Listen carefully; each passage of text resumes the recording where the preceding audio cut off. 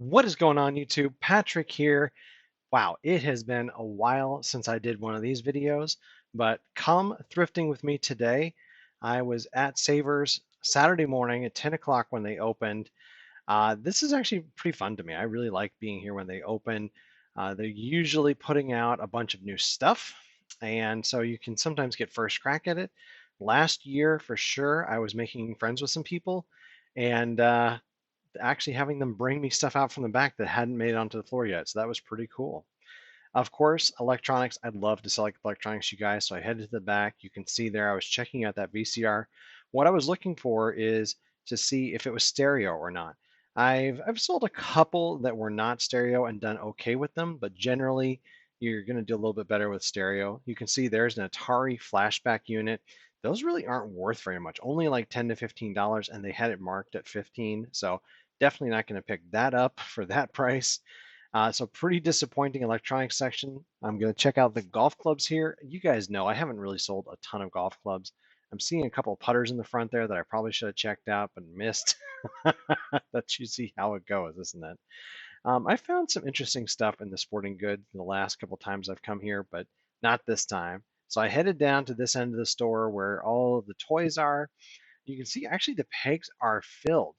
I don't know if you remember or not, but the last time I had come here, the pegs have just been empty, empty, empty.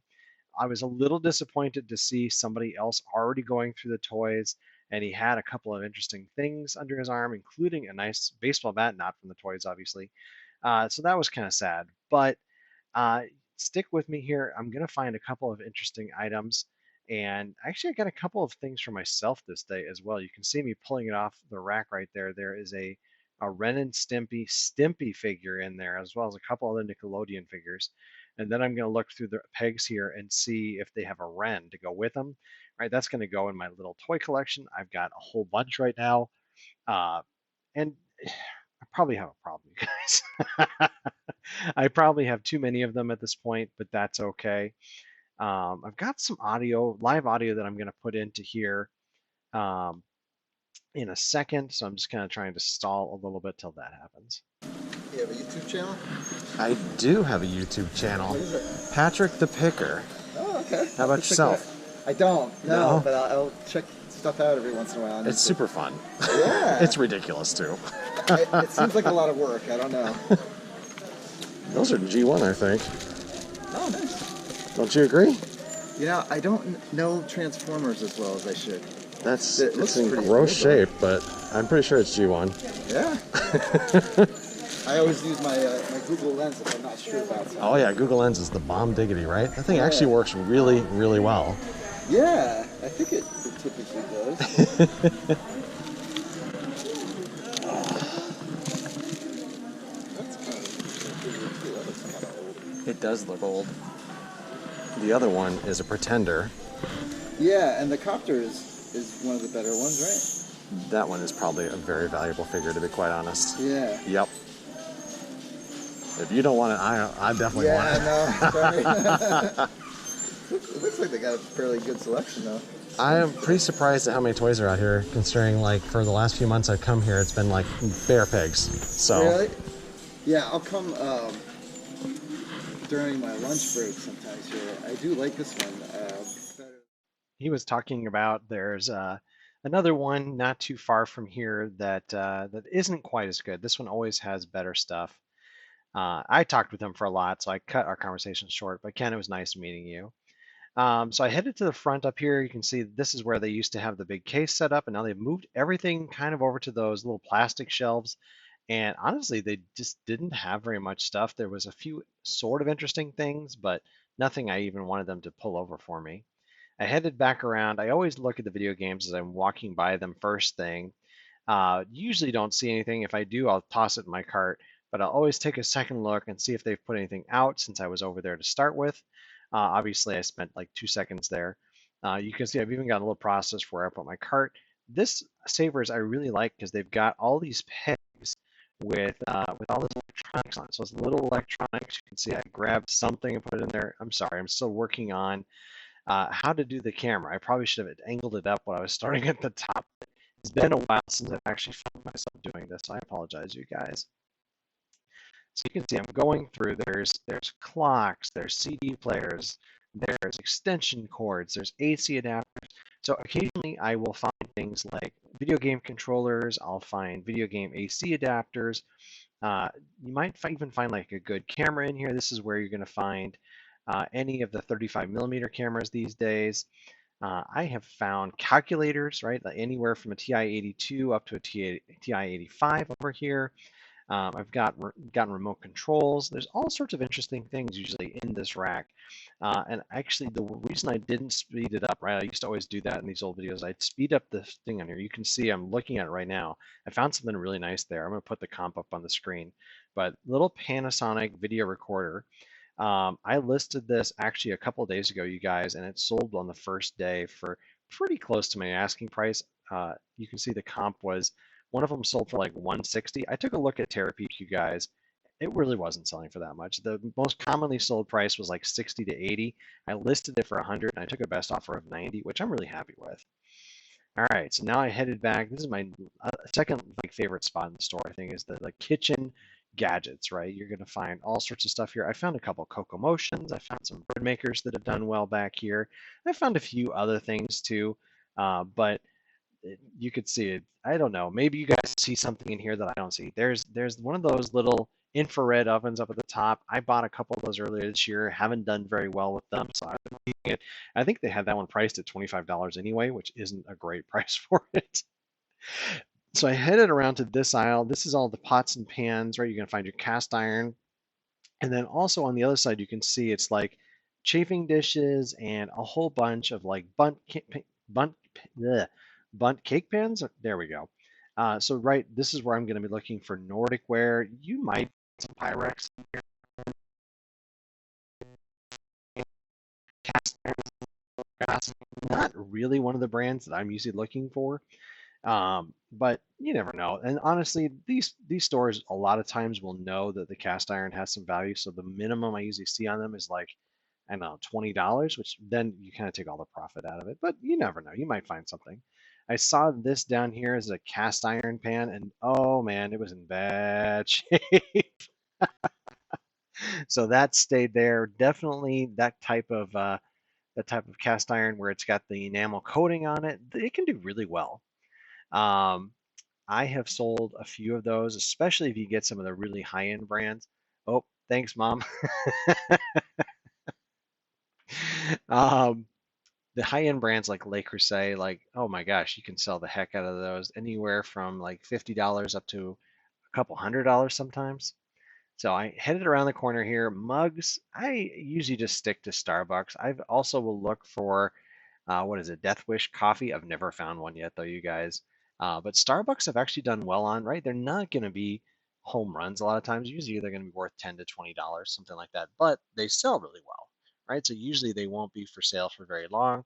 Usually you can tell the ones that are good because they'll have a color in the bottom that you want to take a look at.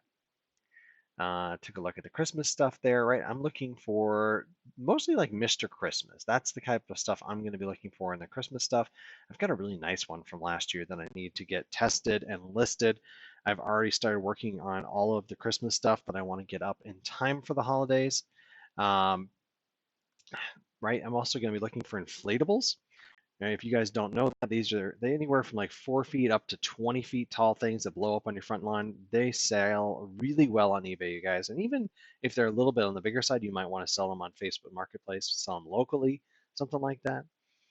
I always go down all of these rows over here, even though I hardly ever find anything. Most of the time, I'm looking for little wood shelving for myself. Like I said, I've got that problem with buying toys.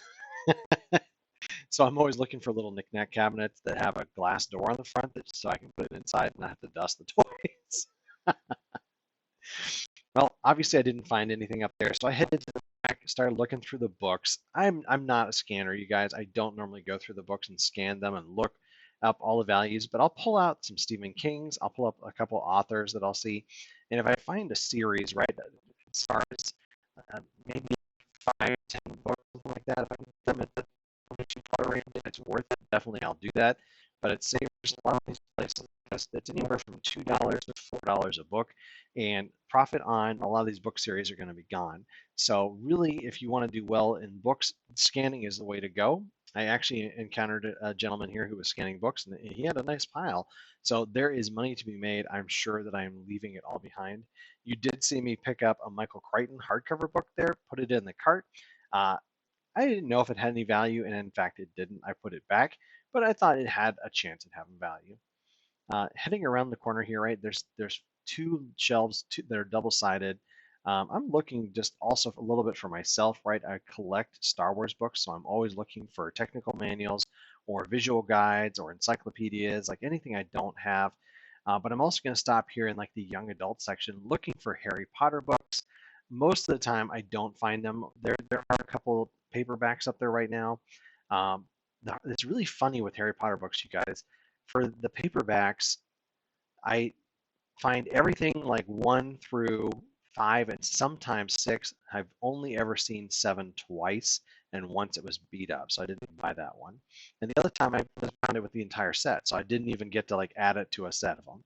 The hardcovers are the opposite, right? I'm always finding 5, 6, and 7, and then even 4 sometimes, but like I'm barely ever finding 1, 2, and 3 anymore. So it's like I've got probably 4 or 5 copies of 5, 6, and 7. So I've even stopped buying those right now. I probably should take a look at, can I sell them as a lot of 5, 6, and 7. I'm going to pop it up on the screen right now. See what I find. So now I'm on my second lap right now, headed back over to the toys, and gonna see if I can find anything here. I think I found one more item that I thought was pretty interesting. So I put that in the cart, and then I ended up buying it. I think probably it was a mistake. I'll pop up the comp for that right here, or maybe once I actually pull it off the shelf, you may not even see it very well. You can see that my friend Ken, that I ended up stopping and talking to for like a half an hour here. He's still going through all the toys. I'm sure he found some really interesting things. Ken, if you're watching, give us a comment. Tell us what you found. Tell us what else we should be looking for. Right? You saw earlier that when I was talking to him, I found a Transformers toy. This was actually like back from the 1980s, so it was really nice and vintage back from when, oh gosh, hate to admit it, back from when I was a kid buying getting toys from my parents. Uh, so kind of funny there. You can see I'm looking at little handheld games right there. Usually I'm looking for solitaire. There's a couple other games to be on the lookout for, but generally what I find is Sudoku and maybe Hangman, and those don't have as much value. Right there, I was looking at what is it Bakugan? I can't remember. It is no, it's not Bakugan. It's Beyblade. What am I thinking? It looks like somebody who went through a big lot of them discovered that they were there and basically put 2 Beyblades per bag, put a bunch of the I don't know what you call them, the launchers, and then priced it at like $4. And I think on a good day, you're going to get $2 a piece per Beyblade on eBay. So they had them priced basically to where I'm never going to buy them. But there were so many of them. I want to say there was probably 10 bags of them hidden up here, and that just really stunk for a reseller anyway, right? I want to be finding them, being able to buy a big lot of them and sell 10 of them for $20 or something like that. They're fun and easy to list because you can usually just lay them out. They don't need to be tested or anything, and then you don't have to necessarily know what you've got. You can just list it. Of course, you can spend more time going through them and maybe find a couple here and there that are worth even more. So now I hadn't really done this earlier. I went over to the board games, and similar to the electronics, I did not turn the camera up while I was looking up there, but you can kind of see that Elephant is up on the top. I'll pop up a comp up here. And then now I'm going to pull down a game called Parks, which I ended up buying for myself, you guys. I haven't tried yet. It's a little 2-player game. I'll pop a comp up for that as well. But I don't, as I'm recording this, I don't even realize if it has any value or not. But I thought it was interesting enough, and it was really pretty. You can see it there on the screen now, Parks. And then I found one more game up there. Let's see if we actually get any footage of it, or if it's there it is, Totem, which I'll put a comp up here. When I was in the store, I didn't find any comps for that, but it looked super interesting. I probably should have looked it up on Board Game Geek as well. And then, oh my God, what is Jumanji doing going in my cart? Okay, you guys, you probably saw this in the title, but hopefully somebody will roll 6 or 8 and save me. No, I'm just kidding. Let's see, did I put anything out? No. What about over here?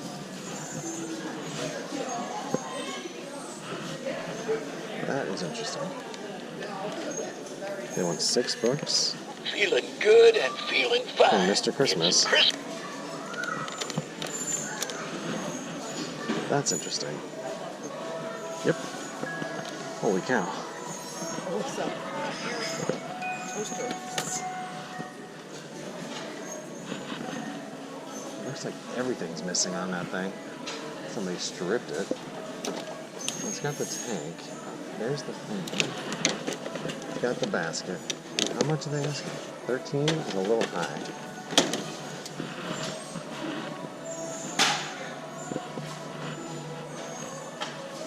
Plantronics.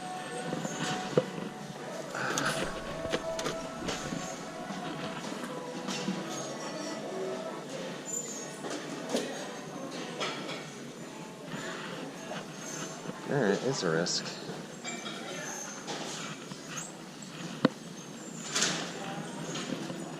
So I thought it would be fun to put some live audio in there. I'm hoping that the music wasn't too loud, so that this gets taken down. We'll see. So that's going to do it for this trip, you guys. Thank you for coming along with me. If you've enjoyed this content, please do smash that like button. And if you're interested in subscribing, please do subscribe. It's really great to have you. If you're just here to watch, that's okay too. I loved having you guys along for the ride. Once again, my name is Patrick, and thank you very much.